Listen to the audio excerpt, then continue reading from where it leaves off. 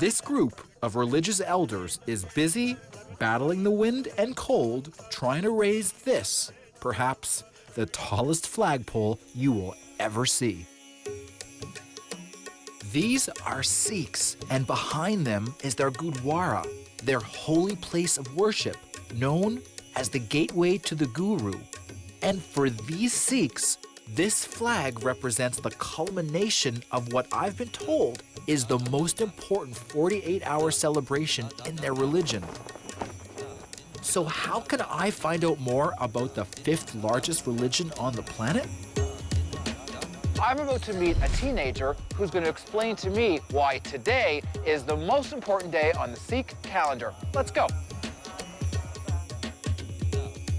Hi. Hey, how are you? I'm Tevya. Hey, I'm Gurdwara. Nice to meet you.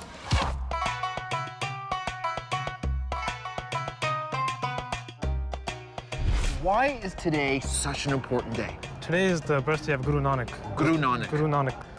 Who's that? So he was the founder of the Sikh religion. So he taught us that it doesn't matter who you are. You could be black or white, rich or poor, a man or a woman. All that matters is the content of your character and your actions.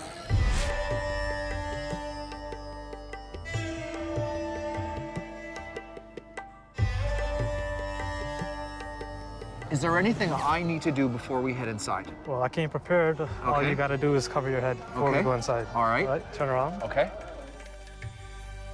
Is that good? Yeah, that's good. Into the Gurdwara we would go. We're gonna go wash our hands now. Okay, so how come we have to wash our hands? Just a small sign of respect before we go see the Guru Granth Sahib. I was about to discover an 11th and eternal Guru is found in this place. And these two devout Sikhs were about to give me an introduction. Hi, nice to meet you. I'm Tevya.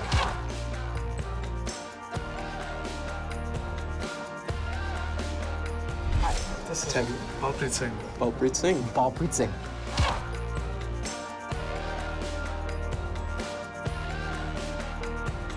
So, what are we doing now? What am I going to see? Well, what we'll be showing you today is our Guru, which are our holy scriptures, and we take them as our teacher. You heard that correctly. The eternal Guru I was about to meet is a symbolic representation of Guru Granth Sahib and resides here in this beautiful room full of beds. But here's the catch.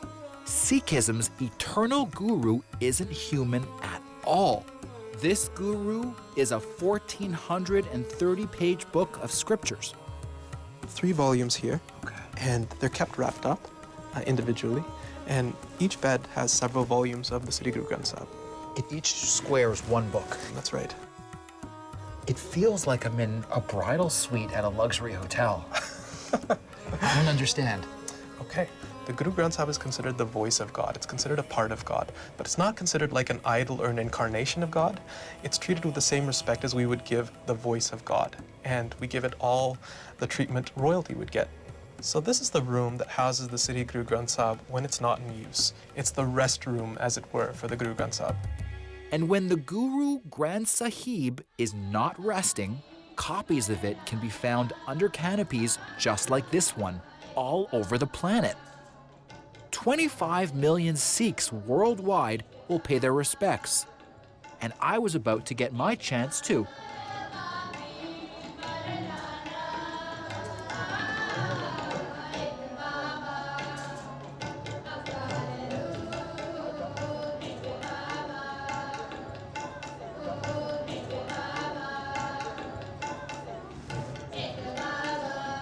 Now, I have a question for you. Yeah, sure. Why does everybody put the money out in the front? Well, that's because the Gurdwara is run on a voluntary basis. So if we want the place to function, right, if we want the lights to keep running, we have to donate as a community.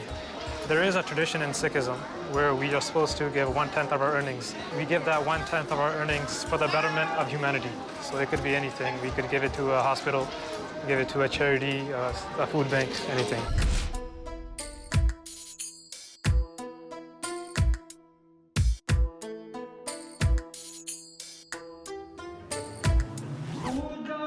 After prayers, dinner is served.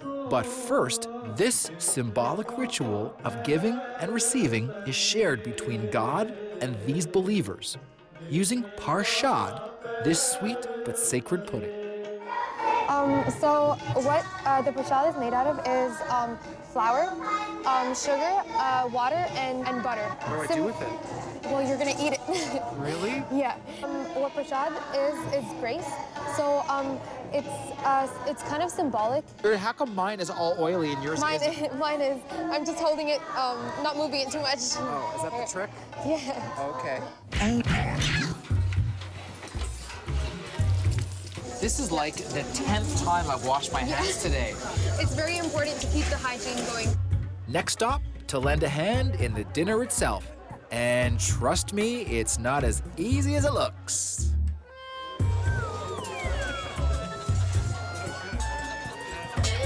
It's all sticky. Have you ever seen a ball of dough this size before? How's that? How's that? Hey? All right. And with a touch of baking success on my hands, it was now time to join the crowd and dig in. So I'm gonna have a lot of that and a lot of that. Thank you. Here's another catch. Everything here is pure vegetarian. Thank you. So how come you guys don't eat any meat? Well, actually, a Sikh is supposed to be compassionate, right? So by not killing any other living being, you can.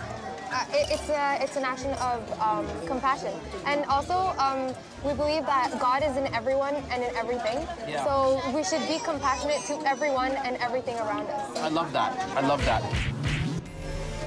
While being compassionate is held as a key Sikh value, it also made me wonder why, wherever I looked, I kept seeing knives, swords, and blades. Well, I was about to find out. Why is there a dagger hanging out of your jacket?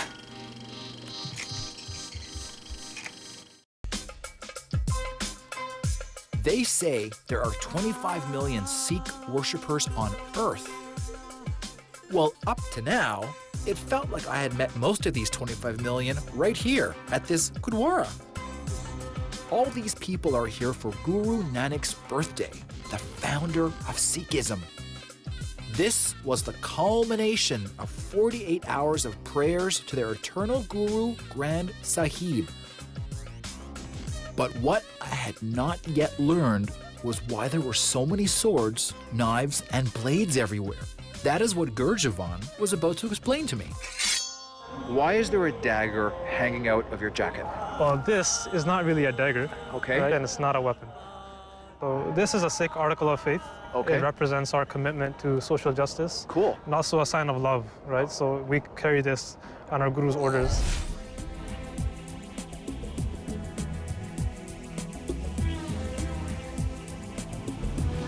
After my Kirpan lesson from Gurdwara, I was then invited to the Sikh martial arts center called Gatka.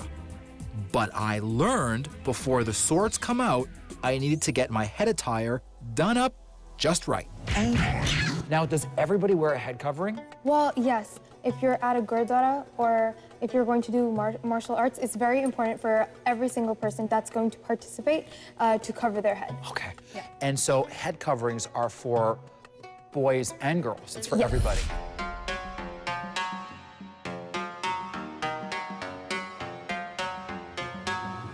And take it from me, these turbans can sure put the squeeze on your melons. I feel like a snake is eating me. If I was a Sikh, Yes. I would not cut my hair and I would have like tons of hair under this, right? Yeah. Wow. And so would I just never ever cut my hair, or is there like a Sikh trim? No. No hair on any part of your body? Now, in North American society, women are encouraged to almost shave everything. How do you feel about bucking that trend? Well, actually, if you notice, everything about a Sikh is made to stand out. Yeah. So if I go anywhere, you'll know I'm there since I have my turban. Yeah. I look completely different. Yeah. So I'm made to stand out. I'm not trying to fit in. Got it. So for you, standing out and looking different is the point. You want everyone to know that you're a Sikh the minute you walk into the room because you're proud of it. Exactly. Cool. How do I look? I think you look great. Next step, learning the art of the Sikh warrior from this martial arts master. This is Tevya. Nice to meet you.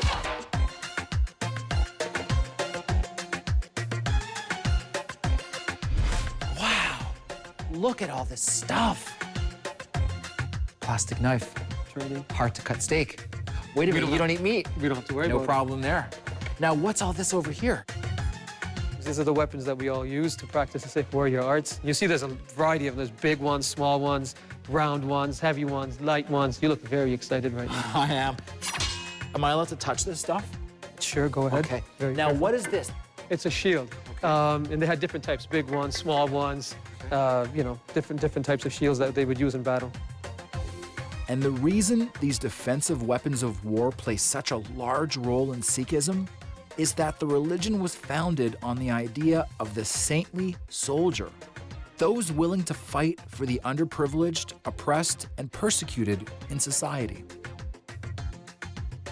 Hundreds and hundreds of years ago, when Sikhs were persecuted, did they use this stuff to defend themselves? Yes, these were the weapons of the warriors that were used. One of the main reasons they started to use the weapons was in protection of the ones who could not protect themselves. One of our main things is to use this as a last resort. You have the inner and the outer battle. There is the outwards warrior side, when you have to actually protect somebody and use self-defense, etc., to save somebody. And then there's the inward battle, pride and anger and lust and greed and attachment. So that battle's always there, always trying to make the decision to do the right thing and refraining from wrong. So you would use these weapons in an existential way to cut away your addictions and bad habits. Yes, it represents our inner fight. This here is the Khanda. Okay, the Khanda.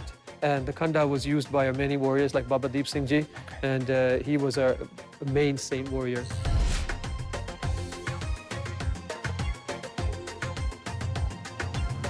Using that on a battlefield Wow. all day long. I can't imagine. Can your bicep handle it? Yeah. Now, can you teach me how to use these daggers and swords?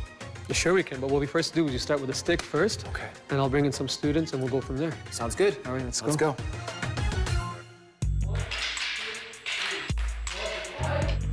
It's not hard to see that many of these young students have spent years, even decades, mastering the art of Sikh martial arts. But the first lesson for me was safety first.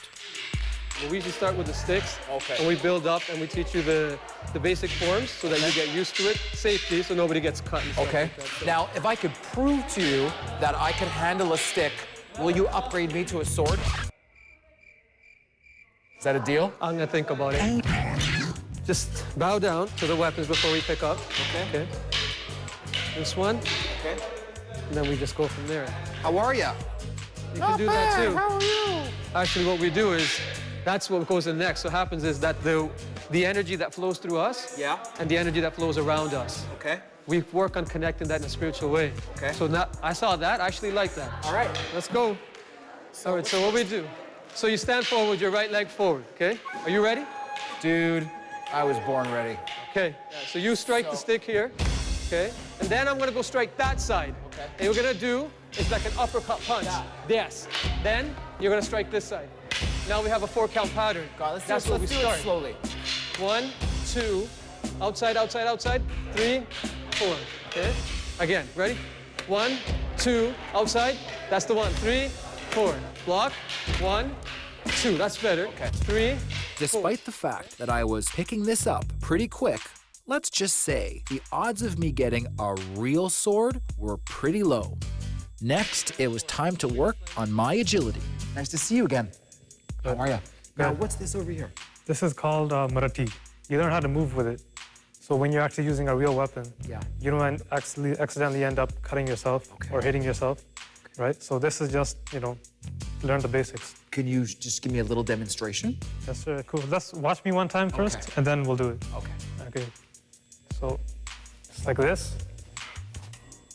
right? And you wanna move it think of it, you're holding a real sword. When you're moving with a real sword, you don't want to cut your elbow, cut your knees. Yeah. All right? Cut my face. Or anything like that. Now, what do you get out of this spiritually? This is a training device, right? Remember? Okay. So this is just before we move on to the weapons. Got it. I can't seem to do this. Yeah, okay, so, okay. If you just razzle-dazzle people, they won't notice. It is harder than it looks. That's 10 push-ups. Really? You dropped it, 10 push-ups. All right.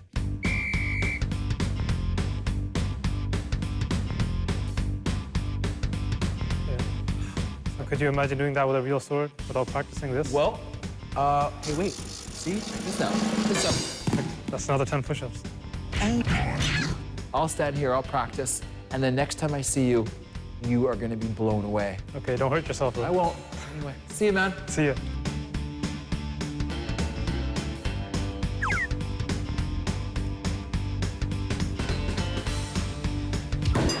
That's 10 push-ups.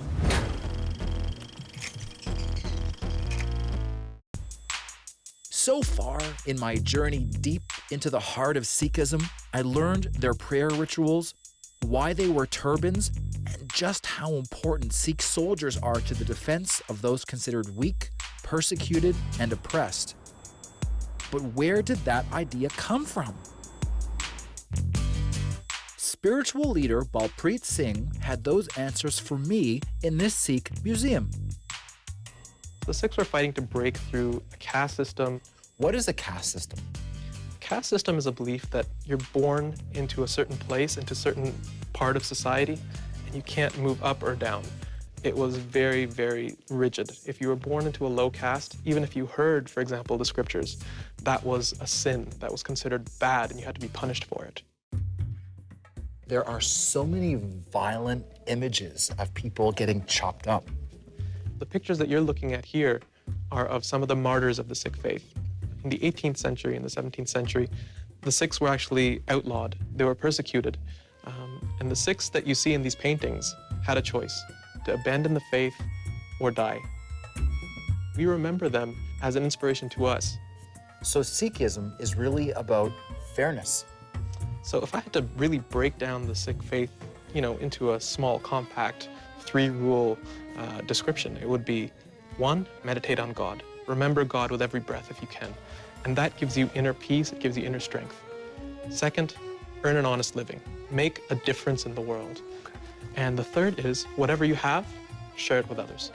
Now, is being a TV host considered an honest living? I think so. Phew. If I wanted to be a Sikh, could I convert? Yeah, people can convert to the Sikh faith. Okay. Someone chooses to become a Sikh, no matter if they're born in a Sikh family or not. When someone is initiated, they go in front of the Guru Granth Sahib and they are asked, are you here of your own volition? And, there's an initiation ceremony that takes place.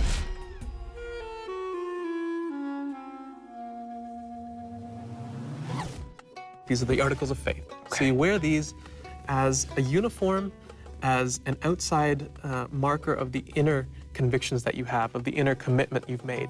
The first is a turban that covers the uncut hair. Can I see that? Sure. Wow. Cool. Well, it's not a shawl, Tevya. Okay, sorry. It's a turban. All right. The second is the ganga, which is a small comb. Okay, Ganga. Ganga with a K. It fits right into the hair. It's used to comb the hair, and it represents discipline. Okay. The next is the kada, and this is made out of iron. Okay. And it's a circle which represents the oneness of God. Yeah. Just like the circle has no beginning or end. Okay. We wear it on our wrist, and it represents whatever we do with our hands. Okay. It should be something that the Guru would want us to do. It should be acts of righteousness. Should I try putting it on? Am I allowed? If you'd like. Sure. Do I just jam my hand in? Might be tight. What happens if I can't get it off? That would be a problem. Can I take it with me? No, I'm not. It's not gonna. Ow. Ow. Okay. Fourth is the Kirpan. Now, this is a representation of a sword. 2 words, actually. Kirpa, which means grace, Okay. and An means honor. So the final article of faith is the Kashera. Kasheda. Yep. Okay. And this is an undergarment. It's worn either underneath the clothes or it can be worn underneath a tunic. Okay. And this represents a Sikh's morality, a Sikh's duty to remain chaste, to remain under a state of self-control. Do you sleep in this stuff? I do. Do you sleep with your sword? I do, yeah. Do you take a shower with your sword? I do. Do you really? I do. I mean, when you shower, when you're washing your hair, and I wash my hair every day, I usually have it around my waist. What a Sikh does every day, it's not just enough to wear these things. It's not enough to get salvation or to meet God. You have to actually use these as tools to create space in your life to meditate, to create a spirituality within yourself. So every day, 3 hours before dawn, a Sikh wakes up, bathes, and meditates. You get up 3 hours before dawn every day? Yeah. Now dawn is what, 5:30? Yeah. You know, ideally, a Sikh should take out at least 2.5 hours, 10% of their day, for meditation and prayer. Now, how come you say Sikh and not Sikh? Well, the actual pronunciation is Sikh. Okay. But some people, you know, mishear that as Sikh, you know, Sikh. Yeah. So Sikh is kind of what others use, but the actual pronunciation is Sikh. Okay. Like when I think of the word Sikh, I think of cool. Yeah.